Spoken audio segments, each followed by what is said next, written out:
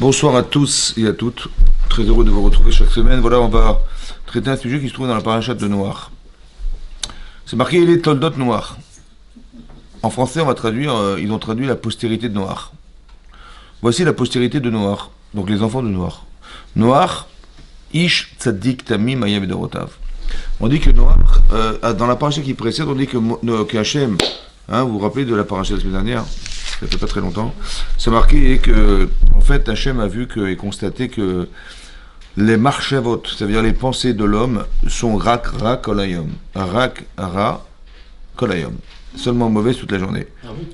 Bah oui, je sais pas, ouais, c'était la semaine dernière. Hein. Et donc, c'est marqué comme ça. Et donc, qu'est-ce qu'il a dit? Voilà, marchavot libo rak ra kolayom. Vaïnachem Hashem qui asa et Adam, ba'aretz veitasem libo. Et donc Hashem a regretté d'avoir créé l'homme et il en était même attristé. Et c'est marqué, Hashem imchet Adam, donc j'effacerai l'homme, et Asher barati que j'ai créé, mais alpen Adama, mais Adam ad Behema, donc depuis l'homme jusqu'au Adama, jusqu'au Behema, jusqu'aux animaux domestiques, Adremes, Verdarov, Hashamaim, qui n'est hamti qui Asher asitim. Parce que je regrette, dit Hashem, de les avoir fait. Venoach matzachen bene Hashem. Et là on nous dit que Noach a trouvé grâce. Noach, comment on écrit Noach? Nun, Echen, Chet, Nun. C'est marrant, c'est l'inverse. D'accord? Ça veut dire que dans son nom, il a du chen. C'est bon? Maintenant, bon, évidemment, il faut un petit peu expliquer les choses, parce que, est-ce que vous pensez que Dieu regrette? Bien sûr que non. Non. Donc, il faut juste comprendre ce qui est marqué dans le texte. Alors, ici, c'est juste que la Torah nous explique un sentiment émotionnel humain, pour qu'on comprenne ce que ressent ce que décide Hachem de faire. Mais en fait, il n'est pas affecté par ce qui se passe. Parce que de regretter, on dit Dieu est vengeur, Dieu je sais pas quoi, la vengeance c'est interdit, on est bien d'accord. C'est juste expliquer en fait que si nous on avait été à sa place, on se serait vengé. D'accord? Mais lui il va pas se venger. C'est juste un lachon ben Adam, c'est-à-dire on nous donne un langage humain pour qu'on comprenne un petit peu ce qui se passe. Mais la Torah simplifie beaucoup de choses. Ouais, le langage il est simplifié pour que tout le monde comprenne. Mais après, on a besoin des chachamim, des sages de la Torah ou de la Gemara ou des midrashim pour nous expliquer qu'est-ce que la Torah pense. C'est vrai? C'est pour ça que j'introduis ça parce que vous allez voir dans la Torah, dans la parashat Noach, c'est pas simple. Quand tu vois ça, quand on lit simplement ce qui est marqué, en fait, on se rend compte que ça n'est pas tout à fait juste de penser et de traduire littéralement ce qui est marqué. Ça va? Ok. En tout cas, donc Noach Matzachen, il a trouvé grâce à ses yeux. Donc c'est pour ça qu'on va parler des louanges de Abraham. Ça, on va louer Abraham, alors qu'il n'est pas à vendre. Ok. Mais non. Il est loué. T'as loué. D'accord? Donc c'est marqué, donc on nous dit, Noach il est tzaddik et tamim. Tzaddik, il était juste. Juste, ça veut dire quoi, juste? Et... On attend. C'est quoi? Bah tamim, c'est un ouais. Et juste, ça veut dire que, droit, yachar en hébreu. Tzaddik, je pense que tzaddik, ça veut dire que c'est quelqu'un qui est fidèle dans la loi, c'est-à-dire que vous allez demander quelque chose, il est tzaddik, il fait exactement ce que vous lui demandez, il est capable de maîtriser son yitzhara quand c'est nécessaire, il est capable de pouvoir s'engager quand c'est possible, etc. C'est ça, voilà. Et ici, tamim, ça veut dire qu'il était intègre. Intègre, ça veut dire quoi l'intégrité? On dit dans la paracha de... Alors, non, dans la paracha de... C'est quelle paracha ça? Dans Shoftim, c'est marqué Parashat Shoftim, c'est marqué Tamim Tiyeh Imachem Lokecha. Oui, Tamim Tiyeh. Tamim, ça veut dire on dit intègre, oui, tu vas être avec ton Dieu. Oui, c'est aussi marqué que Yaakov, il était Tam. Ouais, combien de fois Tam? Combien de fois? Tam. 2 fois. Mais non, il était Tam. Tam, ça veut dire qu'il était aussi intègre. Ouais, mais Tamim, ça veut dire, Rachid expliquait que n'essaie pas de savoir ou de t'inquiéter de ce qui va se passer demain. Al tarkor ba'atidot, ça veut dire ne va pas essayer de rechercher, tu vas avoir une carte mensuelle, ou je sais pas, une sorcière, ou je sais pas quoi, t'es très inquiet, tu sais pas ce qui va se passer. Accepte ce qui t'arrive, ouais, et sois dans la part de ce que te propose Hachem, parce que les gens pensent que ce qui leur arrive est déconnecté d'Hachem, et leur disent, je préfère savoir, on sait jamais ce qui va m'arriver, sans imaginer que c'est Hachem qui envoie toutes ces épreuves ou toutes ces situations, ouais, qui nous permet d'évoluer en fait, parce qu'on a besoin de passer par certaines épreuves pour mieux comprendre ce qui va se passer demain pour nous, ou de mieux appréhender ce qui va se passer, ou d'être prêt à vivre une expérience qui dépend du présent. Ça va? Et donc Tamim, Ça veut dire soit un tel, ça veut dire accepte ce qui t'arrive. Soit Bechelko, soit dans la part d'Hachem. Et tu vas avancer. Voilà. Et donc il est tamim, lui. C'est comme ça. Bédorotav. C'est marqué Bédorotav dans sa génération. Mais évidemment, est-ce que c'était nécessaire de l'écrire? Mais non, il était sadique évidemment dans sa génération de son vivant, évidemment, on ne parle pas après sa mort et avant sa mort. Bon, donc c'est clair. Donc c'est quoi Bédorotav? Oui. Bédorotav, Rachid expliquait le Midrash. Il y a une discussion entre Rish Lakish et Rabbi Yochanan de savoir comment traduire Bédorotav. Il y en a qui disent c'était louable. Pourquoi? Parce que Noach, il a vécu dans une période de l'histoire qui est très très grave. Il y a que des Rishaïm, des mécréants. Et il a résisté, Noach. Malgré tout, malgré la difficulté d'appréhender toute cette situation, il est resté tzaddik. Il n'est pas tombé sous l'influence, etc. C'est fort quand même. Bédorotav. Alors imaginez-vous s'il avait été à l'époque d'Abraham Avinu. Ouais, où là, il est en contact avec Abraham, évidemment, il aurait été tzaddik yoter. Plus encore tzaddik que ce qu'il était lorsqu'il était, donc c'est louable. Ou l'inverse. Bédorotav, évidemment, on a fait une paracha sur Parachat Noach, parce que il y avait que des Rishaïm, donc il est sorti du lot. Mais devant Abraham Avinu, l'onershav lekloum. Ça veut dire... Alors l'ignaï ou l'izouar. C'est quoi l'ignaï? Comment on traduit l'ignaï? Comment dire en français l'ignaï? Honteux, c'est honteux. C'est honteux. Ouais, c'est honteux. Est-ce que c'est honteux? Qu'est-ce qui est honteux? Ce qui est honteux, c'est que la pkena, c'est quand elle est pas chaude. Non, ce qui est honteux, c'est de se comparer à Abraham. À l'époque d'Abraham, il aurait été Nershav Lekloum. D'accord? Donc on n'aurait même pas parlé de lui. Mais en quoi c'est un gnaï? En quoi c'est honteux? Tout le monde n'est pas Abraham Avinu. En quoi c'est honteux de ne pas être un autre? Ouais? On dit, c'est honteux s'il avait été à l'époque. En quoi c'est honteux? C'est demandé dans Dessler. C'est le seul qu'on compare dans la Torah, c'est le seul qu'on compare au Havot. Ouais, c'est vrai. Les autres, on les compare. On dit les gnaï. On est ce qu'on est. Oui. On est ce qu'on est. Je veux dire que on t'a pas demandé d'être un autre que toi-même. Ça va? En quoi c'est honteux de ne pas être un autre? C'est ça qu'il demande le Rav Dessler. Alors il répond comme ça, écoutez bien ce qu'il demande. Il répond. En quoi c'est honteux? Il dit que quand quelqu'un, même nous ça nous arrive, des fois on est fort dans une mitzvah, où on se sent à l'aise dans les choses, on se dit on arrive à un seuil.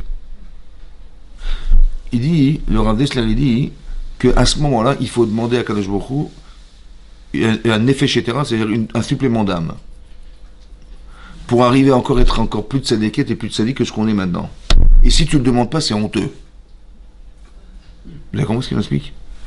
Ça veut dire que c'est honteux que Noach, il n'ait pas désiré de plus que ce qu'il était, alors qu'il aurait pu être il aurait pu atteindre quelque chose qui est un peu plus que, en aspirant à être comme Avraham Avinu. On va pas dire qu'il va pas devenir Avraham Avinu. Nous aussi, on ne sera jamais des Avraham. Ça va? Mais c'est marqué Matai Yagiu Ma'asai. En français, ça veut dire quand est-ce qu'arriveront mes actes, les Maaseh Avotai, à ce qu'ont atteint mes pères, Avraham, Yisraël, Yaakov. Bien sûr qu'on ne sera jamais Avraham ni Yisraël, Yaakov, mais tu peux aspirer à être un peu, tu demandes à être comme eux. Ouais? Comme on dit dans la prière de Rosh Hashanah, on dit Kodvenu, inscris-nous dans le livre des Tzadikim va Hasidim. Tzadikim, c'est Noach, et Hasidim, c'est Avraham. Inscris-nous dans ce livre. Mais comment tu oses demander une chose pareille? Tu te compares à Avraham et Noach, c'est une blague. Ouais, ça veut dire comment? Aspire. Voilà, c'est pas. Tu aspires. À devenir, tu tends vers ça. Tu dis, si j'avais pu, comment c'est beau de voir Abraham, comment il reçoit les gens, l'hospitalité, c'est magnifique. J'aspire à devenir. On t'a pas dit de devenir Abraham, on t'a dit d'aspirer, à tendre vers ce qu'était Abraham. Vous avez compris? C'est ça. Dire que c'était un gnaï, c'est ça la honte. La honte, c'est de dire, comment c'est qu'il n'a pas demandé?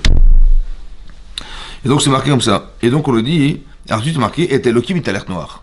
Avec Hachem, il était noir. Avec Hachem. Et Rachid nous explique qu'il avait besoin d'Hachem. Alors que Abraham, italech lefanaï, il allait devant moi. Ça veut dire qu'on nous est en train de nous expliquer, il y a deux styles de personnes, il y a deux styles de tzadikim. Il y a des gens qui disent, écoute, tu m'as demandé ça, j'ai fait ce que tu m'as dit, j'ai fait l'arche de Noé, j'ai fait tout ce que tu m'as demandé, ok, ça c'est noir. Il y a des gens qui vont au-devant, qui prennent des initiatives, ce sont des entrepreneurs. Ça c'est Abraham Avinu. Donc on est en train de nous expliquer, en nous disant ça, quelle était la caractéristique que représente Noach vis-à-vis d'Hachem. Ça va? Il n'était pas entreprenant, on va dire. C'est pas quelqu'un. Il dit voilà, je m'appuie sur Hachem, voilà. Mais pas que je devance Hachem. C'est-à-dire qu'il y a besoin de faire des choses dans la vie, où il y a des besoins, il y a des nécessités dans le monde, il faut les faire absolument et tout. Il dit super, il a devancé ce que j'avais envie de lui dire. Ouais, dit Hachem. Ça, c'est Abraham Avinu. Ça va? Alors que Noach, il est tzaddik. Ça veut dire il va pas prendre l'initiative si tu ne le demandes pas de faire quelque chose. Mais par contre, il va faire ce que tu lui dis. Ça va, c'est ça, il est juste. Ça va, juste, il est tzedek, tzedek. Donc c'est pour nous traduire un peu la personnalité de Noach. Mais on dit les Toldot. Voici les descendants de Noach. Où ils sont les descendants? Et après on le dit, il avait 3 enfants. Et on ne parle pas de ses enfants. C'est bizarre. Ça va? Vous avez compris que des fois, quand tu traduis littéralement, c'est quoi les Toldot? En français, Toledet, ça veut dire les dérivés, ce qui découle d'eux. Et Rachid donne 2 explications. Puisque ce livre qui est la Torah, il rappelle le Shvach, la louange de Noach, chez les marques, Zecher Tzadik Livracha. Comme c'est marqué dans Michelet, Zecher Tzadik Livracha. Ça veut dire quoi? Zecher Tzadik Livracha, Zecher, en souvenir de Tzadik, Livracha pour la bénédiction. Ça veut dire quoi? Comment ça se traduit? Comment vous avez compris? Zecher Tzadik Livracha, ça veut dire quoi? Zecher Tzadik Livracha. C'est quelqu'un de bien. Oui, mais c'est pour quel intérêt de nous parler de ce Zecher? Là, ici, il est vivant, Noach. Oui, non. Mais on parle des Toldot. Regardez ce qu'a fait Noach. Et là, quand vous avez vu ce qu'il a fait, alors Zecher, vous rappellerez de qui il a été. Les dérivés de ce qu'il a fait dans sa vie, ou les enfants qu'il a eu dans sa vie, ouais, la postérité qu'il a eue, dit voilà, et ben voilà, ces enfants ont continué ce qu'il a fait, il a enseigné la Torah à ses enfants, il a, comment vous dire, il a permis à ses enfants d'aider tzadikim, ça c'est l'éducation de Noach, et ben Zecher, on va se rappeler de qui était Noach en fonction de ce que ses enfants, c'est Toldot, c'est dérivé ou c'est des enfants qui sont venus. Vous avez compris? Ça c'est ça. Ou alors l'essentiel de ce qu'un homme il fait dans sa vie, c'est les Maasim Tovim. Les Toldotem, ouais, il a des enfants comme ça, c'est parce qu'il a fait des mitzvot. Vous avez compris? C'est ça. Ça veut dire qu'il y a quelqu'un qui est bon, en fait, il engendre des gens bien. À la différence d'engendrer des gens bons. Exactement. Alors, il ne faut jamais faire autrui ce que tu peux faire aux femmes. Alors, on y va. Hein? Son arrière-grand-père, il était aux côtés d'Hachem aussi. Donc ça veut dire la génération. Exactement. Et Noach a continué à faire. Exactement. Ben, il a eu Shem. Shem de Shem est sorti Abraham Avinu. Ouais. Ah oui. Ouais, le reste, ouais. Ah oui. Ouais. Okay, alors, Mais on est au départ de. En fait, on va essayer de réfléchir à cette question-là, qui est de savoir, parce que on va voir que, parce qu'on va lire la paracha. Et donc c'est marqué comme ça. Vati shachet haaretz. Vati shachet haaretz, on va dire comment ça se traduit. Ashrata. Une ashrata, c'est une destruction. Et donc c'est détruite la terre. Ouais, c'est corrompu la terre. Et Rachid expliquait que ashrata, ouais, on va dire corrompu, c'est quoi corrompu? Bah, smata, c'est autre chose. Non. Non, ashrata.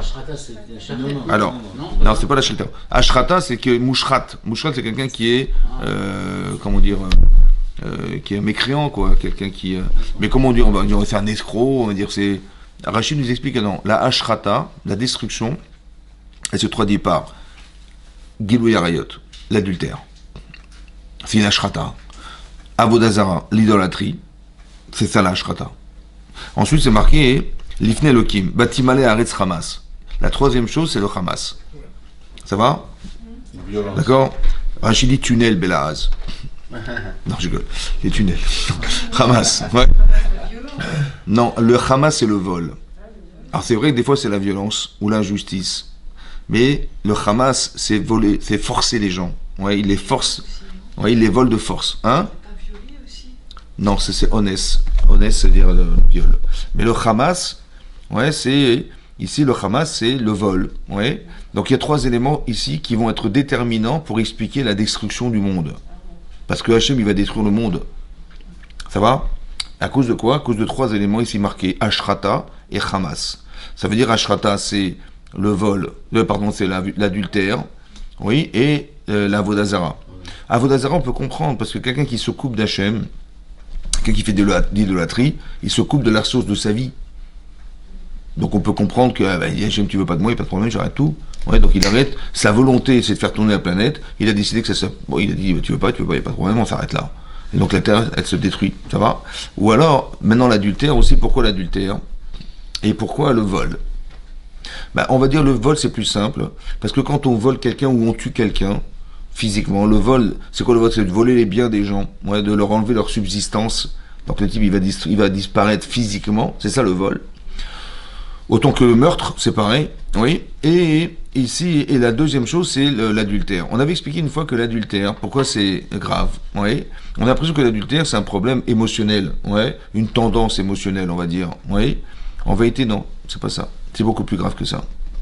C'est parce qu'en vérité, on sait que au moment de 40 jours avant la conception d'un garçon, 40 jours avant la conception d'un garçon, on dit Bat Ploni les Ploni. Bat Ploni, la fille d'un telle famille, cette fille-là, elle est réservée à cet homme. Avant. Maintenant, il faut comprendre que qu'est-ce que c'est que cette réservation de femme pour cet homme?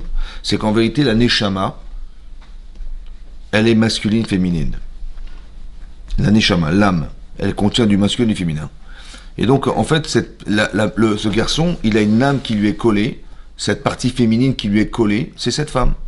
Ça va? Maintenant, imaginons qu'il va épouser cette femme. Ok? Donc, il va épouser cette femme, et cette femme, elle a fait un acte adultère. Soit elle a été chercher quelqu'un, marié, soit quelqu'un, il a été la séduire et elle est tombée dans ses bras. D'accord? Mais plus que dans ses bras, puisqu'elle a fait un acte adultère, et donc un acte interdit, oui, sexuellement interdit. Elle est interdite à son mari. S'il y avait des témoins, etc., l'adultère interdit cette femme. Elle interdit cette femme à jamais. Elle ne peut pas faire teshuva, cette dame. Mais si elle fait teshuva, ça ne va pas réparer sa faute, et donc elle ne pourra jamais rester avec cet homme éternellement. Alors, qu'est-ce que ça veut dire? Ça veut dire qu'il y avait un projet divin de base, parce que cette Neshama, en vérité, elle devait vivre jusqu'à l'éternité, en fait. Et cet acte adultère, pour celui qui l'a provoqué, ou elle qui l'a subi, ou qui l'a accepté, bah, malheureusement, cette Neshama, elle est finie, elle est foutue. Vous avez compris? C'est-à-dire que le projet divin qui était orchestré par ce mariage, en fait, il a disparu. C'est en ça que c'est grave. Vous avez compris? Ça veut dire qu'on n'a pas cassé un couple, simplement. Tu dis, ouais, le type, il a cassé un couple. Ouais.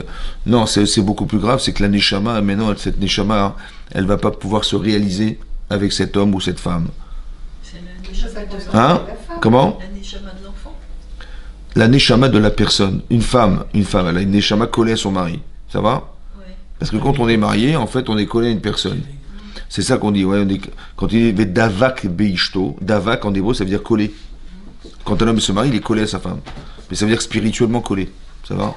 Maintenant, si la personne, cette femme, elle est faute, ouais, malheureusement, elle devient interdite à son mari. Mais interdite, ça veut dire qu'elle doit divorcer. Elle est déjà mariée. Elle est mariée. Quand elle n'est pas mariée, c'est pas la mère. Mais quand elle est mariée, elle devient interdite à son mari. Et en étant interdite à son mari, bah, elle est obligée de divorcer. Et ce divorce veut dire qu'elle est physiquement divorcée, mais aussi spirituellement divorcée. Malheureusement. Donc ça veut dire que maintenant, ce projet divin qui devait se réaliser par cette femme et cet homme, bah, a disparu. C'est ça qui est grave. C'est pas simplement le fait que les gens vont dire aujourd'hui, écoute, c'est de sa faute à lui, il n'était pas assez proche de sa femme, ou elle dit, ou le contraire, je sais pas quoi. Il dit bon c'est cool, ça arrive, hein, c'est comme ça, et donc il divorce. Ouais. Et on croit que c'est mécanique en fait, alors que c'est pas du tout comme ça. C'est beaucoup. Valable que pour la femme, c'est pas valable pour l'homme. Que la femme, ouais, c'est la femme.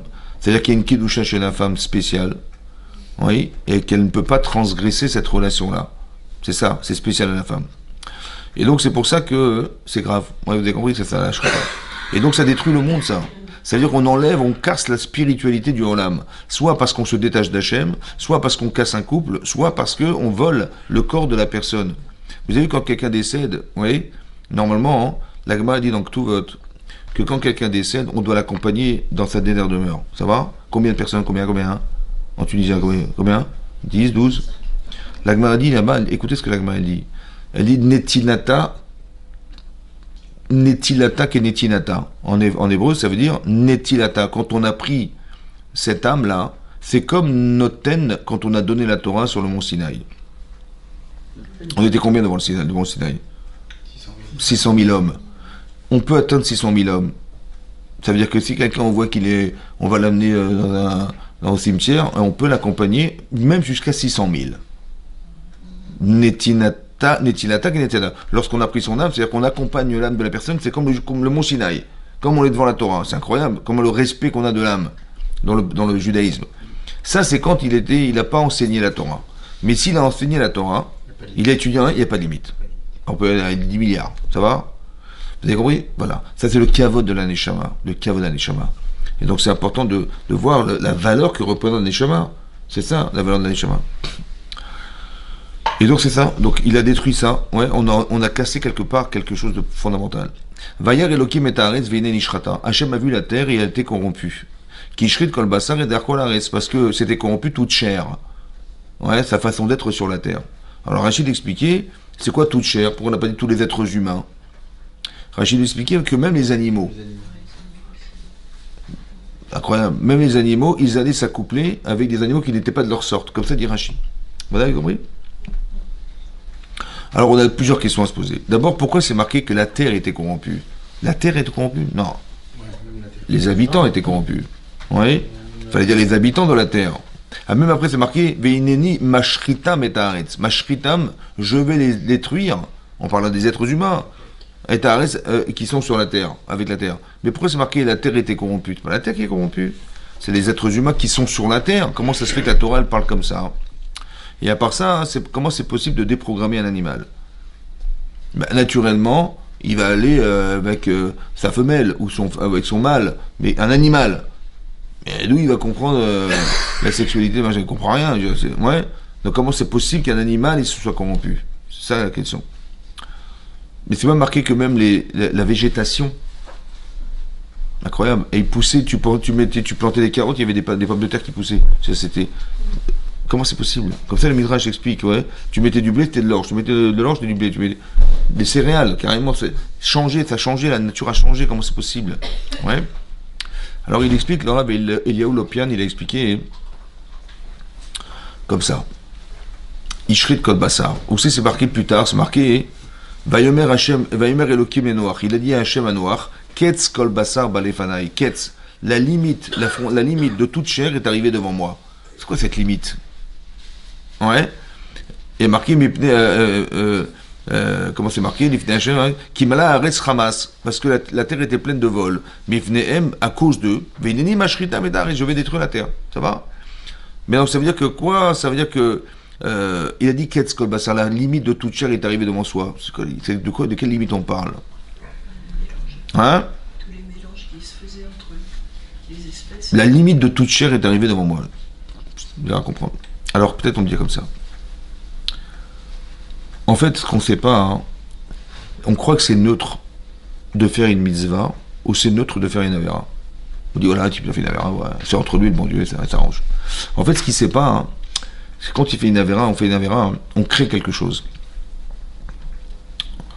Ça veut dire qu'on crée, ça veut dire qu'il sort d'un acte pareil, spirituellement quelque chose, qui influe sur la personne. Et quand il y a beaucoup de gens qui font des avérotes, ouais, alors ça influe. Ça veut dire quoi, ça influe? Ça influe, ça veut dire qu'on se sent, tout à coup, les mentalités changent. Par exemple, le Rav Lopian, il dit comme ça. Il dit quand il était jeune, il partait à la yeshiva, ouais. Et il a dit, c'est bizarre, parce que dans la ville où j'habitais, il y avait un hôpital, un vieil hôpital, où les gens rentraient malades, ils ressortaient avec une autre maladie. Et les gens ne comprenaient pas. Le type, il rentre dans l'hôpital, ouais, il n'a pas une grippe, il se tape un autre truc. Il ne comprenait pas ce qui se passait. Comment ça se fait que la personne elle devenait malade en rentrant à l'hôpital d'une autre maladie qui était la sienne de base? Il ne comprenait pas. Alors ils ont fait des enquêtes, ils se sont rendus compte que cet hôpital, il avait déjà une centaine d'années. Et les gens étaient malades, ils rentraient. Il y avait tellement de microbes là-dedans que les murs, ils se sont imprégnés des microbes. Et donc le type est rentré, il respirait machin des microbes. Donc, il dit, on a rasé, et donc ils ont finalement rasé cet hôpital, ils en ont fait un autre. Il dit, vous savez, si déjà dans les microbes, on peut tomber sous l'influence des microbes, alors a fortiori spirituellement, on ne se rend pas compte qu'on crée des microbes. Ça veut dire qu'on crée des influences négatives. Ça veut dire que quand on vit dans un environnement où il y a des réchaïm, tu peux être un tzaddik ou une tzadékette, hein, tu es sous influence. T'as rien fait. Dans l'atmosphère, il y a une influence. Par exemple, l'homosexualité, il y a 30 ans, les gens, ils se cachaient. Hein, aujourd'hui, si t'es pas homosexuel, c'est un problème. Non mais c'est vrai. Mais d'où ça sort? Parce qu'à force, le type, c'est pas que tu les vois pas. Mais la force d'influence qui existe dans ces avérotes-là, eh ben elles influent. Et le type après, il trouve peut-être ça serait peut-être logique, pourquoi pas. Et vous avez compris ce qui se passe? Et on tombe sous influence sans avoir rien fait. C'est l'influence. C'est ça qu'il explique. La terre était pleine de Hamas. Ça veut dire qu'on est arrivé à un seuil d'influence qui était plus possible. Qu'est-ce que ça explique, ça, hein? Ça explique comme ça. Pourquoi Hachem, il a détruit ce monde? C'est incroyable quand même. Qu'est-ce qui lui a pris d'avoir détruit la planète Terre? Il a inondé la Terre de pluie de pendant 40 jours. Et combien d'eau est montée des eaux souterraines? Combien Combien, 40. combien il y a d'autres qui est monté, les eaux souterraines? C'est marqué dans mais il y a Théom. Aruvot Hashem, c'est quoi Aruvot Hashemaim? Tu sais les pluies du Arubot. Les fenêtres du ciel. Bizarre, il y avait de l'eau qui est tombée. Et à part ça, des eaux souterraines sont montées pendant 150 jours. Ça fait 5 mois. L'eau est montée, 5 mois c'est monté. Ça a inondé la planète. Mais pourquoi je a détruit la planète? Il fallait simplement faire. Les gens qui ont fait des bêtises, bah, ils disparaissent. Et ceux qui n'ont pas fait de bêtises, ils restent sur la terre. Qu'est-ce que j'ai de la tête? Ça va ou pas? Il fallait faire une clé Mais pourquoi? pour tout purifier. Mais purifier quoi? Pour détruire l'influence. L'influence. C'est-à-dire que s'il n'avait pas fait ça, les enfants de Noir, ils seraient devenus des Réchaïm. Sans qu'ils le veuillent. Hein. Parce que c'était tellement puissant comme influence. Pour ça qu'il faut choisir son quartier, pour ça qu'il faut choisir ses des voisins. Pourquoi? Parce qu'on ne se rend pas compte. Autour de nous, c'est incroyable. Comment les forces d'influence des Avérotes, elles peuvent entraîner que type, tout à coup, il disjoncte, il a envie de faire des bêtises ou des choses comme ça, on ne sait pas pourquoi. Ouais, parce que la force d'influence de l'endroit où on vit, la terre était pleine. Qu'est-ce qu'Olbas, à la limite, la frontière est arrivée, c'est plus possible. C'est-à-dire que la personne qui va vivre dorénavant, qui va naître, elle va être sous l'influence de ce qui a été créé à cause de gens qui ont fait des avérotes. Tellement c'était puissant et tellement c'était nombreux. Ça va? Alors Hachem, il a décidé de détruire la planète. Oui. Et donc qu'est-ce qu'il a fait? Il a dit à Noach, tu vas préparer une arche de Noé. Ça va? Et tu diras aux gens, écoutez, dans 120 années, le monde va être inondé. Donc celui qui veut sauver sort. Il vaut mieux faire tes chouvas pour éviter que ça arrive. Et celui qui veut se sauver la vie, ben voilà, j'ai préparé une arche. C'est ça, non? Pour sauver ce qu'on peut. Ouais, on va sauver ce qu'on peut. L'arche de Noé, ça va? Combien tu vas mettre de personnes dedans? Combien mesurer l'arche de Noé? Combien? 120. C'était un prêtre. Combien? Vous qui avez lu la paracha. Vous. Hein? Alors 301 mètres, Razak, 301 mètres, ça fait 150 mètres. Ouais. Et 120 mètres. C'est pas 120 mètres, c'est 2 fois la tour Montparnasse. Non, Shoshimama, c'était 15 mètres. C'était 15 mètres. Shoshimama, 15 mètres. Et Hamishimama, comme Hamishim, c'est 50. 50, ça veut dire 50 divisé par 2, ça fait 25 mètres. 25 mètres de large, c'est quand même pas mal. Hein. Et 150, 25 mètres de long, de large. Bon, c'est pas mal. Et à part ça, hein, 15 mètres de hauteur, ça veut dire qu'il y avait 3 étages. Ça veut dire 5 mètres par étage, à peu près. Ouais. De long, 150 mètres. 150 mètres. Il a fabriqué tout seul, hein. Ils l'ont reconstitué, ils ont fait j'ai vu un article où ils avaient reconstitué Aux États-Unis. Mais je me souviens qu'il y avait un contraste à l'époque, et on voyait, on a vu, je sais pas si c'est par satellite, ou, on voyait une arche fossilisée dans la montagne, je sais pas si vous vous rappelez de ça. Avec les... Ouais. Tu as vu ça aussi? Ouais. C'était le mont Ararat. Le mont Ararat qui est en Turquie normalement. Ouais. Donc il a atterri là-bas quoi. Ouais. On n'est pas sûr que c'est le vrai. Non. Bah ouais, comment il est arrivé là-haut? Parce que... Je veux dire, parce que moi j'ai lu ce livre justement sur la fabrication de l'arche. Ah oui. Ils ont essayé, c'est un gars qui Qui s'y connaissait, enfin qui étudiait le Chez sa croisière, ils sont pas Ouais, ouais, 150 bah 3 étages, il y avait 3 étages. Mais non. Il est 10 fois plus petite parce que sinon il y a... Ah oui, mais c'est impossible. Ouais. En plus, elle était indestructible. Mais non, mais non. Qu'est-ce qui s'est passé? Donc Hachem lui a demandé de faire ça. À votre avis, à quoi ça sert? Moi, j'avais pensé au début, tu sauves que tu veux, quoi. Ouais. Oui. Combien de gens sont montés dans l'arche de Noé? Noé, ses fils. Ce qui est marrant, c'est qu'ils n'avaient pas d'enfants. Ils étaient 8. Lui et ses 3 enfants et ses 3 belles-filles. Voilà, c'est tout. C'est ça qui l'a sauvé. Et sa femme. Et sa femme, pardon. Ça fait 8. 4 couples, quoi. Il avait 3 enfants, donc il y avait 4 couples. C'est bizarre que personne n'ait rentré dans l'arche de Noé. Il n'y a pas un type. Ah, pas un. Une famille, je sais pas. Hein? Son projet était fou, quoi. Aux yeux des gens qui vivaient là à ce moment-là, il paraissait complètement dingue son projet. Mais ça veut dire qu'il n'y a pas un type qui a fait tchouva, quoi. On peut l'appeler ça nous, tchouva, mais de leur point de vue, il est avec eux. Cette influence-là leur paraissait bizarre. J'ai compris, mais quand même un type. Mais t'as des millions, je sais pas moi. Et même c'est marqué là. Ouais, vous avez vu? C'est bizarre quand même. Il y a pas. Comment ça se fait? De la même manière aujourd'hui. Comment ça se fait qu'il n'est pas influent? parce Il qu'il n'est pas prosélyte, quoi. Il ne recherche pas. C'est bizarre. Hein. Oui, c'est ça. Il cherche. Comment ça s'explique? Comment on arrive à... C'est pas chercher à influencer les autres. Lui. Bah, hein? Il n'a pas cherché à influencer, il a dit, mais il n'a pas cherché Est-ce qu'il vraiment. a Ishtam, c'est ça qu'il Il a a dit. pas fait de reproche. Non, pas Tam, juste. Ce que tu dis, c'est marqué dans le Sforno. Là-bas, le Sforno, il dit un truc de fou. Hein. Écoutez ce qu'il dit, le Sforno. Il est marqué... Je sais pas si y a un Sforno ici. Un micro de lot, pas. Micro de lot? Vous allez répéter du Hein? Micro de lot. Les grandes lectures. Là? Allez, vas-y, donne. Tu le trouves, hein? Sinon, je vais vous le dire, parce que sinon, c'est un peu long. Micro de l'autre, tu l'as? Ah, alors, je vous lis ce qui est marqué dans le Sforno. C'est un truc de fou. Alors, le Sforno, il est où le Sforno ici? Voilà, le Sforno. Voilà. Je vous lis ce qui est marqué. Benoir Matzachen, il est marqué dans la fin de la paracha Bereshit, et Noach a trouvé grâce, ouais, aux yeux d'Hachem. Leatzil gam banav ubnotav. C'est quoi de trouver grâce? C'est qu'il a pu sauver aussi ses enfants et ses filles, marqué Benotav, c'est bien. L'homme des Shayarou l'écart. Pas parce qu'il méritait Bémet qu'on les sauve ses enfants. Aval el Tzadachanina. Dieu, il a eu pitié de lui, quoi. C'est incroyable. Parce que marqué, il y a 3 hommes. Allez, Torah, Noach, Daniel, Yov. Ces 3 hommes, c'est qui? C'est Noach, Daniel et Yov.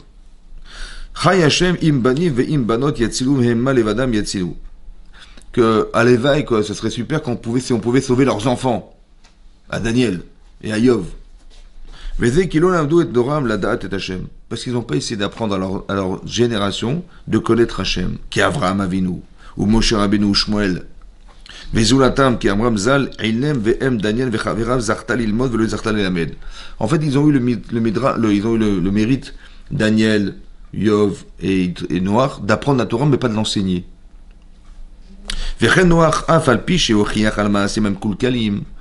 que Noach, il a fait des reproches en disant gens, mais arrêtez de faire des bêtises, le vol, la zoophilie, toutes les sottises qu'ils ont faites, ouais, il aura fait des reproches. Ouais, il aura dit ce qu'il fallait pas faire, mais il n'aura pas dit ce qu'il fallait faire. Incroyable, hein? Et d'aller dans les chemins d'Hachem, c'est-à-dire de ressembler aux qualités qu'Hachem il dévoile au monde. Ouais, Rachum, Vechanoun et Rachapaim. Bien que lui, c'était un tzaddik, Be'iyun ou Be'maase. C'est-à-dire qu'il était intellectuellement très puissant, et aussi il faisait des mitzvot spéciales. Pour lui, qui omnam tzaddik amashlim atzmo bilvad, ou raoul imalet atzmo bilvad. Si lui, il était tzaddik pour lui-même, il peut se sauver lui-même. Parce qu'il était tzaddik pour lui-même. Aval amashlim gam et azulat, ou raoul sheishalet, sheimalet gam et zulato. Que si quelqu'un il arrive à faire tchouva des gens, alors il peut sauver les autres. Comment? Qui basé yesh tikva shir zeram betchouva. Quand tu formes des gens à la Torah, tu peux peut-être garantir qu'ils vont faire teshuva, ces gens-là. Ça veut dire qu'il est en train d'expliquer, on ne fait pas teshuva lorsqu'on dit aux gens arrête de voler, arrête de tuer, arrête de dire des gros mots, on ne fait pas teshuva là-dedans. Pourquoi? Tu ne montres pas le bon chemin. C'est quoi la teshuva? Montre le bon chemin. La teshuva, c'est d'avoir honte. C'est d'avoir honte. J'ai honte. Mais comment t'as honte? Parce que je me sens contrasté entre ce que je devais faire et ce que j'ai fait.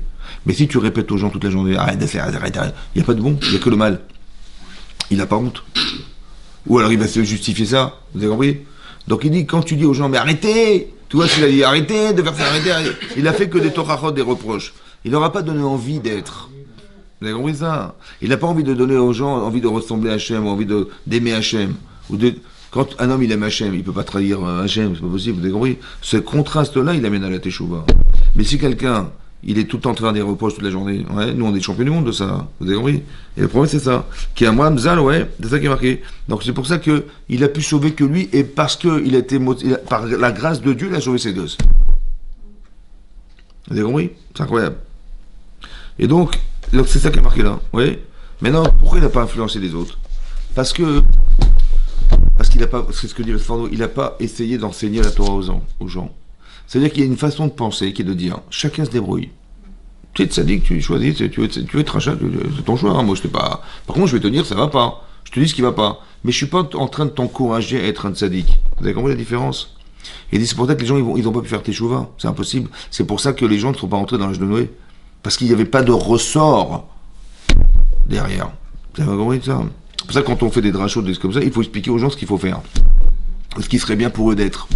Alors, tu vas dire, ouais, le Rav, il a dit ça, super. Ah ouais, mais moi, je suis loin d'être ça quand même, c'est vrai. Et donc j'ai honte, et donc je regrette ce que j'ai fait, parce que j'aurais pu être quelqu'un de meilleur, et donc je fais teshuva. Mais si quelqu'un, on est tout le temps en train de dire aux gens ce qu'il faut pas faire, arrêtez de faire ça, arrêtez de parler, sans expliquer l'intérêt qu'il y a de faire des mitzvot, ou comme c'est beau, quelqu'un qui fait une mitzvah, une belle mitzvah, c'est beau à voir, c'est beau à entendre, eh ben, ça donne envie, vous avez compris? Il faut donner envie. Et c'est ça qui permet le...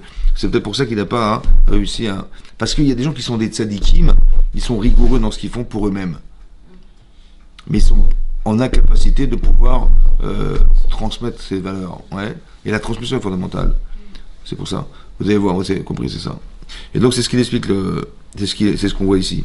Que ici, ça c'est une première explication. La deuxième explication, c'est la suivante. C'est marqué que Noach, il a parlé pendant 120 ans aux gens. Il leur a expliqué ce qu'il faisait, ce qui était grave, et ce qu'allait entraîner le fait de leur avérote que Hachem il allait détruire ce monde. Bon, ils ont rigolé, quoi, ça les a pas touchés. Mais il a répété quand 120 ans, il va y avoir le déluge, il va y avoir le déluge. 120 ans, c'est énorme. 120 ans, c'est énorme. Mais là-bas, c'est marqué dans la Torah que quand Hachem il a déclenché le déluge, il est rentré dans l'arche, mipne me amaboul, à cause de l'eau du déluge, à cause de l'eau. Il est rentré pour s'abriter, il y avait trop d'eau. Il n'est pas rentré dans l'arche de Noé parce qu'il a vu qu'il pleuvait, c'était fini, il fallait rentrer. Ça veut dire qu'il était conscient à la fois que Hachem allait déclencher le déluge, mais inconscient, personnellement, qu'il y a des informations qu'on a, mais elles ne touchent pas. Il peut parler pendant 120 ans, le type, mais en fait, ça ne lui parle pas. Et quand il voit, il dit, oh, il pleut trop là, il faut que je rentre là. Et il se dit, attends, mais c'est le déluge là-haut. Vous avez compris ce que je veux dire? C'est-à-dire qu'on... Et je pense que ce genre de personne, elle ne peut pas influencer les autres. Pourquoi? Parce qu'il n'y a personne. Il faut qu'il y ait quelqu'un dans la boîte là. Donc un type, il raisonne, il est comment dire, il a ce qu'on appelle du da'at, c'est-à-dire qu'il est en capacité de réagir à une situation qui lui parle. Donc ce qu'il est en train de dire, et donc ce qu'il ressent, il peut le transmettre, parce que c'est ce qu'il est. Mais si quelqu'un, il est déconnecté de lui-même, il n'y a pas de jeu. Vous avez compris, c'est ça? Oui. Mais on parle que de ses fils aussi, il aurait pu aller chercher ses points. Ben, c'est ça le toldotave, peut-être c'est ça l'idée. Ouais. Ça veut dire que quand on engendre ce qu'on est. Ouais. C'est ça qui est marqué. C'est un péché, il fait des yeshivas, il fait. Ouais. Mais même la Torah de Noach, après, bon, c'est un peu long d'expliquer. Mais vous avez vu que nous, on n'est pas des bnei noirs. Ouais. On dit les nations sont des bnei noirs. Des enfants de Noach. Mais nous, on n'est pas. Noach, il a eu Shem, Shem, il a eu Abraham, mais pourquoi on n'est pas descendant de Noach? Oui. Alors je pense qu'il faut expliquer comme ça. Il y a la Torah de Noach et la Torah d'Abraham. Abraham, il a pris la Torah chez Shem, le fils de Noach. Mais il a compris autre chose. Vous voyez ce qu'on a vu dans ce Sforno? C'est qu'il explique le Sforno, il dit que ouais, tu apprends la Torah, mais c'est pour toi. Tu vois? Comme quelqu'un, il m'a dit. Vous avez vu qu'il y a eu un courant dans les années 80 de Balei Teshuva. Oui, c'est vrai. Hein, et j'ai entendu une fois le Rav Moshe Shapira, il expliquait que lui, à son époque, il vivait en Russie. Une fois, il y a un médecin qui a fait Teshuva, c'était un truc, un chidouche, on n'avait jamais vu ça, quoi. Et nous, il y a un courant de Teshuva qui est né dedans, qu'on voit aujourd'hui, les gens, ils changent, ils prennent sur eux des choses incroyables. Il dit à l'époque, un type, il était médecin, il a fait Teshuva, c'était très innovant, on n'avait jamais vu ça de notre vie. Ça veut dire qu'il n'y avait pas un désir de changer. Tu vois? Les gens, ils vivaient peut-être en autarcie comme ça, ils vivaient dans des trucs, dans des ghettos, et ils se protégeaient des autres, mais en vérité, ils n'allaient pas au-devant des autres. C'est ça le truc. Et donc, ce qui se passe, c'est que lorsqu'on n'est pas en capacité de pouvoir transmettre quelque chose, oui, alors on ne peut pas changer les gens. C'est impossible. Autant que, ici, vous avez vu que Noach, il n'a pas cette capacité, à la différence d'Abraham. Abraham, lui, il va préparer des repas pour inviter les gens, et leur faire comprendre. Tu dis, alors ça va, il était bon le repas? Je dis, ouais, super. Il dit, c'est bon, mais comment ça fait que c'est bon? Il commence à faire réfléchir les gens, tu vois. Il dit, alors, et on est dans le désert, il leur donne des plats magnifiques, succulents, et se délecter de manger des plats fantastiques. Il dit, mais vous pensez bien que dans le désert, on trouve pas tout pareil. Mais qui c'est qui a créé tout ça? Comment ça se fait que c'est onctueux, que c'est beau à voir, c'est machin? Vous avez compris? Donc, Il y a un penseur, il les fait réfléchir. Et c'est ça qui faisait Abraham, tu vois. Et jusqu'à ce qu'ils comprennent que, philosophiquement, on peut imaginer qu'il y a un bon Dieu derrière tout ça. Oui. C'est ce qu'une fois, il y a un type, il a demandé à Rabbi Akiva, il dit, prouve-moi que Dieu existe. Il dit, ben, reviens demain. Hein? Alors il a dit, dis-moi, tu portes une veste sur toi? Il dit, ouais. Il dit, qui c'est qui l'a faite? Qui l'a fait? Elle est bonne, ça. Il y a un couturier, évidemment. C'est lui qui a fait les coutures, c'est lui qui a fait les coudins, qui a coupé le truc, il a fait ma taille.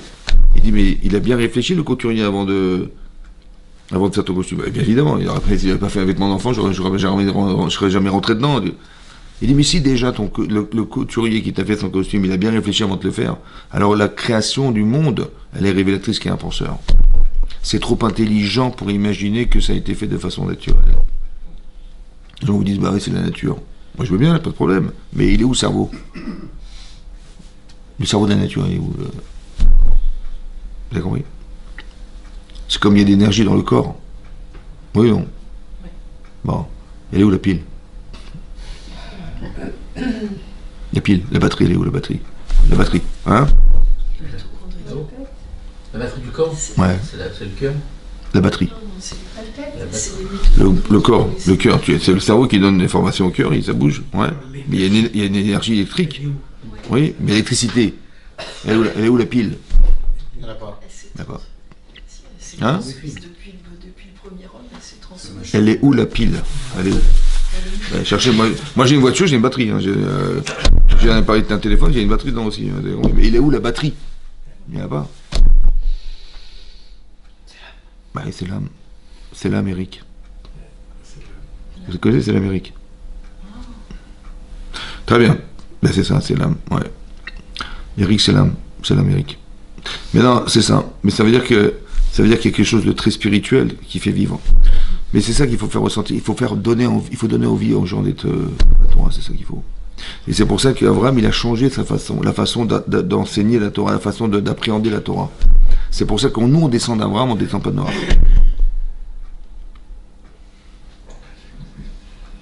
Il y a qui disent que quand Nimrod, il a dit à Abraham Avinu, écoute, c'est simple, ou tu fais Avodazara, ou tu deviens idolâtre, ou je te jette dans la fournaise. Ouais, Ur-Kasdim. C'est quoi Ur-Kasdim? À la fournaise ardente de... Pourquoi ça s'appelle Ur-Kasdim? Parce que c'est là-bas qu'il a vécu. Mais pourquoi on a cet endroit Ur-Kasdim dans la Torah? Parce que c'est là que Nimrod, il a demandé à Abraham de l'accepter, de faire Avodazara, ou je le jette dans la fournaise. Ouais. Et Abraham, il a survécu à ça. Ouais, il a survécu à la fournaise ardente. Mais ça veut dire que il y avait une force de conviction intérieure qui faisait qu'il ne pouvait pas brûler. Hachem, il avait besoin qu'ils vivent. Pourquoi les deux vivre à Abraham Avinu? Oui. Là-bas, c'est marqué dans le Midrash. Mais j'ai pourquoi ils vivent? Parce que c'est Abraham. Il dit non. Parce qu'Abraham, il devait engendrer Yaakov Avinu. Il ne pouvait pas mourir. C'est comme ça dit le Midrash. Parce qu'il devait engendrer Yaakov Avinu. Ça dépassait par Abraham Yitzhak. Mais ça veut dire que la Torah d'Abraham n'est pas celle de Noach. Pourquoi? Parce qu'il est où Noach? Pourquoi il n'est pas venu manifester le fait de sauver Abraham? Pourquoi il n'est pas venu? Parce qu'il dit, bah écoute, c'est un mektoub. Si tu dois mourir, tu vas mourir. Si tu vas vivre, tu vas vivre. Il n'intervient pas. Vous comprenez? Il n'est pas intervenant. C'est pas un intervenant. Pourquoi il n'a pas prié? Marqué dans le Midrash Rabbah que quand il est sorti de l'arche de Noé Noach, il a ouvert la porte, il a vu, il était sur la lune. Il y avait Kol Hayekum, tout ce qui était là, plus d'arbres, tous les gens qu'il a connus, ils n'étaient plus là. Plus rien. Et là, il a commencé à regretter. Il dit, peut-être j'aurais dû faire des choses, j'aurais dû prier. Et j'ai lui dit que c'est maintenant que tu te réveilles. Peut-être l'idée, c'est la suivante, écoutez bien. Peut-être Hachem, il a dû faire l'arche de Noé pour qu'il ait honte de rentrer seul dans l'arche. Et de dire, je vais prier pour les sauver. Je vais pas faire, personne ne va rentrer dans l'arche, je vais prier, on va les sauver. Vous avez compris pas? Hachem, il n'a pas demandé de faire l'arche pour sauver sa peau. Peut-être qu'il a demandé l'arche pour dire, mais tu vas pas rentrer tout seul comme ça. Vous avez compris? Et il a dit, écoute, il m'a dit faire l'arche, je fais l'arche. Il est rentré dans l'arche. S'ils n'ont pas cru a posteriori, alors qu'il avait créé l'arche, comment il aurait cru avant sans qu'il l'ait fait, quoi? Parce qu'il y a des gens qui sont sûrs d'eux-mêmes et il y a des gens qui ne sont pas sûrs d'eux-mêmes. Les gens qui doutent dans leur vie ou qui n'ont pas envie, eh ben ça ne touche personne. T'as compris ça? Ça touche personne. Et donc c'est pour ça qu'Abraham, il est capable, parce qu'il ressent des choses, alors il peut les transmettre, il peut les faire vibrer chez les autres. Mais lui, il ressent rien. On va dire ressent rien. Il ressent, bien sûr, c'est un grand sadique. Hein. Le problème, c'est qu'il n'est pas en capacité de faire ressentir ce qu'il ressent. Comme tu vois des parents, ils sont très religieux, mais leurs enfants, ils suivent pas. Pourquoi ? Parce que ils n'arrivent pas à donner envie aux autres. Tu vois ? De la même manière que lui, il a reçu de l'information qui lui a permis de changer, il n'est pas capable de retransmettre ça. C'est ça qui est important. Ou montrer l'importance que revêt le fait de... Ou des fois, c'est tellement important pour lui que ça étouffe les autres. Pour lui, c'est très important, mais il le fait vivre de façon étouffante. Et ça passe pas non plus. Vous avez compris, il y a une façon intelligente de faire passer les messages. Et c'est ça pour ça. Vous savez, de faire des repos, ça sert à rien. De trop, machin. Il vaut mieux donner envie. Tu peux dire aux gens, mais arrêtez de voler, arrêtez de machin. Ou tu peux dire, il faut aimer ton prochain comme toi-même. Ah bon ? Mais comment tu fais ? Il faut l'aimer. Essaie de te trouver des moyens d'aimer les autres. Si tu aimes les autres, tu vas pas les voler, tu vas pas les escroquer, tu vas pas les mortier, tu vas pas... Tout ce qui est interdit, tu vas pas le faire, puisque tu les aimes. Donc il vaut mieux apprendre à aimer que de répéter aux gens ce qu'ils peuvent ne jamais faire. Et donc ça veut dire que Hachem, il était obligé de détruire ce monde, parce qu'on est arrivé à un seuil. 2, on voit que la force d'influence, elle vient seulement si on est capable d'influencer. Mais pour être capable, il faut avoir compris des choses, il faut avoir envie. Et quand on a envie, on donne envie. Oui. Et c'est un Noir, il avait... Pour ça que la Torah nous parle de ça, pour nous expliquer que... Et aussi, c'est important aussi de comprendre une chose. Vous imaginez que Hachem, il a trouvé un seul homme dans l'univers pour penser qu'on pouvait continuer. Ça fait réfléchir quand même. Marqué Noir, Matzachen Ben Hachem. Tu dis, s'il avait trouvé, je sais pas, des 10-15 millions de personnes, on va continuer un projet. Hein ? On a démarré avec elle aussi, c'est vrai. C'est une question. Comment ça se fait qu'Hachem n'ait pas mis 150 millions de personnes sur la Terre ? C'est une question. Bah oui, il a mis un seul homme. Ça va ? Et là, avec un seul homme, on a sauvé l'humanité qui avait été créée d'Adam pour un homme. Une famille, un homme. Ça veut dire que ça donne de l'espoir quand même. Ça veut dire qu'une seule personne ne peut sauver l'humanité.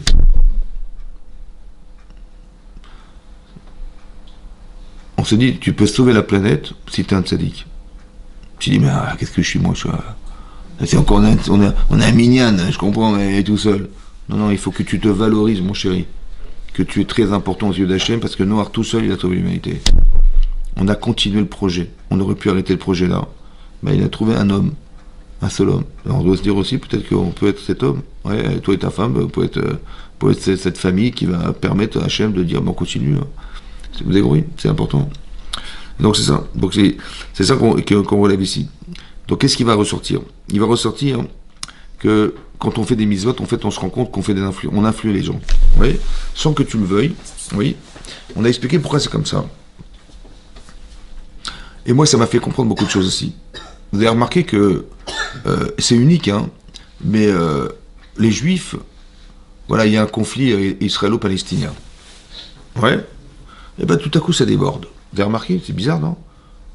Ça déborde, ça veut dire que tu te trouves en Espagne, on t'empêche d'entrer en avion, il y a des manifestations en Free Palestine, mais nous on n'est pas des Israéliens, on n'est pas l'armée, on n'est pas des machins, qu'est-ce qu'ils nous veulent, qu'est-ce qu'on a à voir là-dedans, nous ? Vous avez compris ? Comment ça se fait que les gens nous regardent comme si on était des Israéliens sous prétexte qu'on conforte l'idée que... C'est vrai ?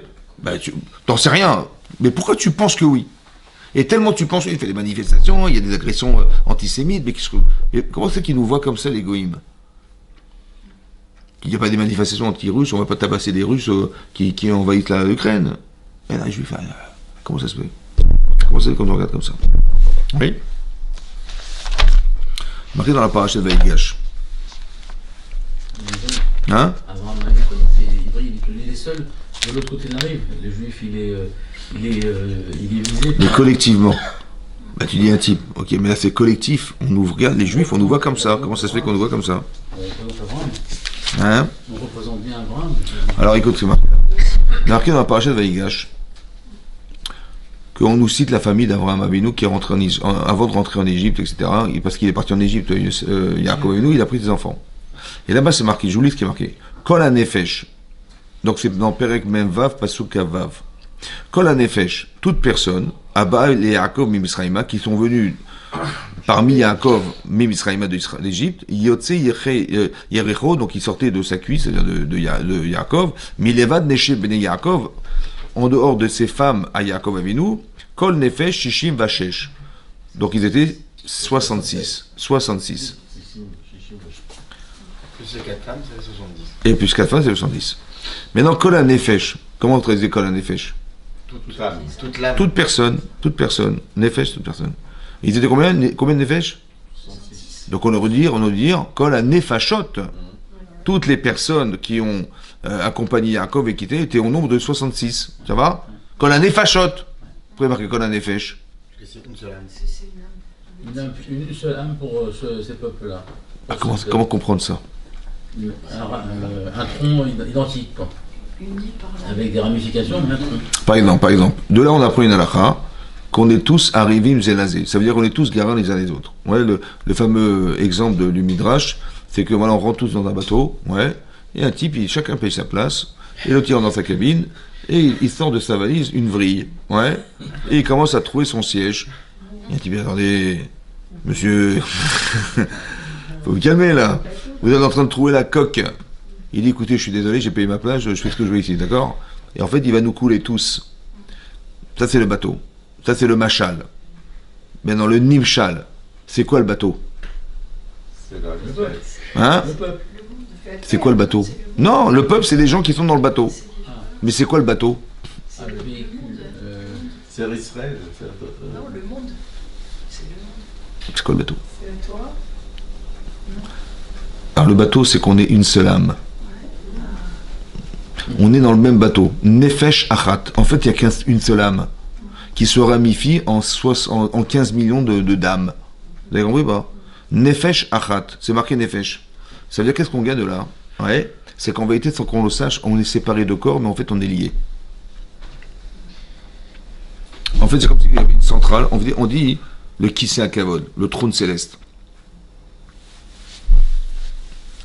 Il y a une toile d'araignée qui se truc, et toute la base, c'est cette nefesh. En fait, quand on dit on est une part d'Hachem, c'est-à-dire que la neshama, c'est Hachem, et elle se ramifie en neshamot, et nous, on a tous une neshama. On est séparés, vous voyez qu'on est séparés, mais en fait, on est liés.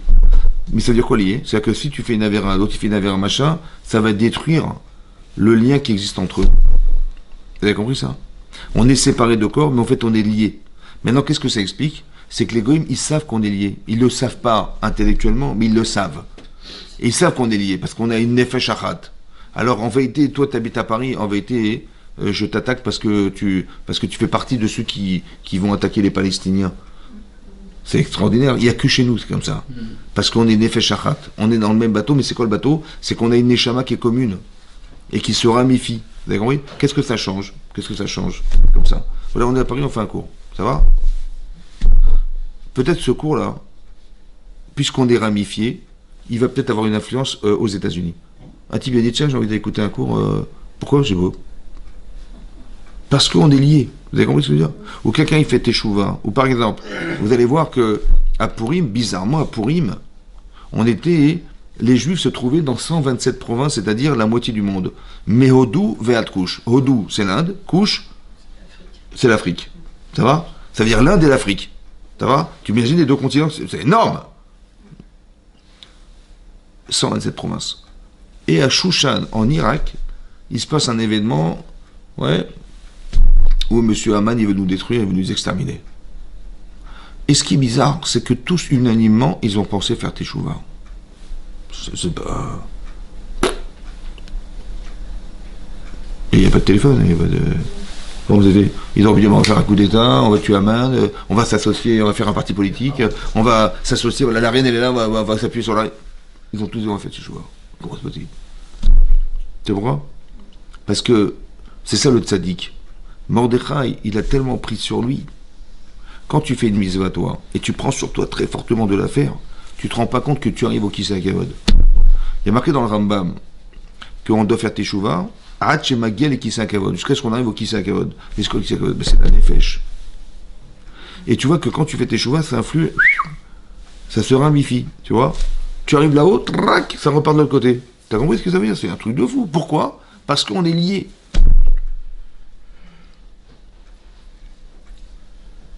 On est séparés en vérité. C'est pour ça que le Yetzer Hara, il s'attaque pour qu'on se haïsse. Pour qu'il y ait de la jalousie, de la haine, de la rancune et machin. Il a gagné. Pourquoi? Parce qu'il a réussi à nous séparer. Alors qu'en vérité, c'est l'inverse qu'on devrait faire. On sait qu'on est liés. Vous avez compris? Et donc, la dissociation, elle nous casse du lien de ce fameux nefesh, de cette âme en vérité qui nous ramifie toutes les Israël est ramifié par ça. C'est ça le bateau. En fait, on est dans le même bateau. Ça veut dire quoi le bateau? C'est-à-dire que quelqu'un qui fait une avéra, il influe les autres. Autant que Mordechai et Esther, ils ont tellement fait de ta'aniot et des machins, qu'ils ont influencé de ça, c'est ramifié, tout le monde a eu la même idée. C'est incroyable. Alors qu'on ne se voit pas, on ne parle pas. Ou la télépathie. On dit, une fois le Chafetz Chaim, c'était Shabbat, il était triste. Il dit, qu'est-ce qui se passe? Il dit, j'ai compris que mon ami qui habite là-bas, il est mort. Je dis, comment tu sais? Parce qu'il remonte. Vous avez compris ce qui se passe? C'est-à-dire, les informations elles remontent jusqu'à là et elles partent de l'autre côté. Le Nefesh HaChaim, il dit aussi, le Nefesh HaChaim, c'est le Talmid, le Rav de Vologine, c'était le Talmid de l'élève du Gaon de Vilna. Il dit que, voilà, il y a quelqu'un, c'est un des gens qui donne, il dit, quelqu'un est en train d'étudier la Torah le soir, il est déjà tard, hein, il étudiait tard le soir, il était fatigué, il avait décidé d'arrêter d'étudier, c'était fatigué, et donc d'aller dormir. Mais bon, il était embêté, tracassé, parce qu'il n'avait pas compris quelque chose, il voulait absolument, il dit bon, je suis fatigué, j'y vais pas. Finalement, il dit, bon, je continue. Et à l'autre bout du monde, il y a une femme qui est en train d'accoucher, et ça se passe mal pour elle, et le bébé. Et les médecins, ils vont voir le mari, ils disent, vous savez, votre femme est en danger, il dit, ah, le bébé il est mal placé, et lui et elle sont en danger, ouais, Chazé Shalom, on ne sait pas ce qui peut passer, priez bien, parce que là, on est incapable de pouvoir vous dire ce qui va se passer. Et au même moment, clac, tout à coup, tout s'arrange, le gosse, elle accouche toute seule. Il dit, écoutez, miraculeusement, on n'a pas compris. Il dit, pourquoi? Parce que l'autre, il a fait un effort. Il a donné ce srout. Alors que ça se ramifie, ça repart de l'autre côté. Vous avez compris? Il y a des vases communicants. Tu fais une mitzvah, ça influe. Tu fais une avéra, c'est l'inverse. Non seulement l'avéra, elle crée une atmosphère qu'on va subir. Et la mitzvah aussi, elle crée une atmosphère qu'on va subir. Tu vois? Subir. C'est-à-dire que il y a des gens qui font des mitzvot, en fait, tu es sous l'influence de la mitzvah, de l'autre. Et toi aussi, tu fais des mitzvot, tu influes sur les autres. C'est comme ça. Et tu donnes envie, tu vois? Mais c'est pour ça qu'on dit quand on fait une mitzvah, on crée un ange. Mais cet ange, en fait, c'est un élément spirituel qui sort de nous, mais qui donne envie, qui va remplir une atmosphère, qui va donner envie aux autres de faire des mitzvot. C'est incroyable. Et le contraire aussi est vrai. La terre, elle a été corrompue, la terre était corrompue. C'est-à-dire que la planète Terre, il y avait telle force d'influence négative que ça ne pouvait plus durer. Ceux qui allaient naître, ou ceux qui étaient déjà présents, mais s'ils voulaient se battre contre cette influence, ils ne pouvaient pas. Parce que ça pouvait avoir des influences négatives sur eux et pas pouvoir s'en sortir. Vous avez compris, c'est ça. Pour ça, il va balayer tout ça en détruisant, en noyant ce là. Comme si on devait retourner à l'origine de ce qui avait été le monde au départ, parce que la Terre était remplie d'eau. Donc quand tu prends la photo, bah tu vois, bah c'est la même que quand il y avait le déluge. La même. On a recommencé la création du monde. Hachem, il a fait ça. Il n'en fera plus. Mais quelque part, c'est ce qui s'est passé à une certaine époque de l'histoire. Un jour, le monde a été détruit comme ça. C'est très intéressant de réfléchir qu'est-ce qui a détruit le monde. Parce que ces paramètres, qui sont l'adultère, l'avodazara, l'idolâtrie, c'est-à-dire se déconnecter. Quand je dis avodazara, c'est pas qu'on va se procéder devant des idoles, c'est quelqu'un, il est déconnecté du bon Dieu. C'est ça l'idolâtrie ici. Il a d'autres influences, d'autres perspectives de vie, mais qu'il est complètement déconnecté. Et ça, c'est une forme d'avodazara, c'est un service étranger à la Torah. Et ça et autant que le gezel. Le vol, ça veut dire que soit tu détruis la personne physiquement en lui volant, en pillant ses biens, ouais, donc il ne peut plus subsister, donc tu le tues physiquement, soit tu te déconnectes d'Hachem, soit tu lui prends sa femme. La déconnexion spirituelle. Ces trois éléments sont destructeurs du monde. Donc quand on voit qu'il y a de l'adultère, il faut calmer les gens. Ouais. Quand il y a du gezel, il faut apprendre aux gens à partager pour éviter que. Vous avez vu Sdom, prochaine, dans deux parachutes, Sdom, c'est un endroit où le chesed n'existait pas, il n'y a pas de partage. Cet endroit du monde a disparu. Parce que rien ne peut exister sans partage. Vous avez compris? Tu dois pouvoir partager ta connaissance, ton argent, un sourire, je sais pas, tu partages. Mais si tu partages rien, le monde, il ne peut pas exister. Vous avez compris? Quand on vole, le monde n'est pas dans un monde qui est fait pour prendre, il est fait pour partager. Et ça, c'est qu'il faut. C'est ce que je voulais vous dire. L'influence aujourd'hui, on est revenu à une influence comme mauvaise influence, comme celle qui préexistait à ce moment-là. C'est possible, ouais. Absolument. Que les gens, on voit que les gens, ils sont pas cohérents, il n'y a pas de logique. Ah oui, Bah oui, c'est-à-dire qu'on est sous c'est une influence. perversion de l'esprit. Ouais. Alors ils ont complètement identifié le fait, ce que vous dites, c'est-à-dire Ouais. le fait que Ouais. les Juifs se sentent Solidaire. solidaires et Ouais. en lien comme un C'est ce frère. qu'Hachem a provoqué. Par le 7 octobre, il a provoqué ça, Hachem, la solidarité qui avait manqué. Mais ça veut dire aussi peut-être autre chose.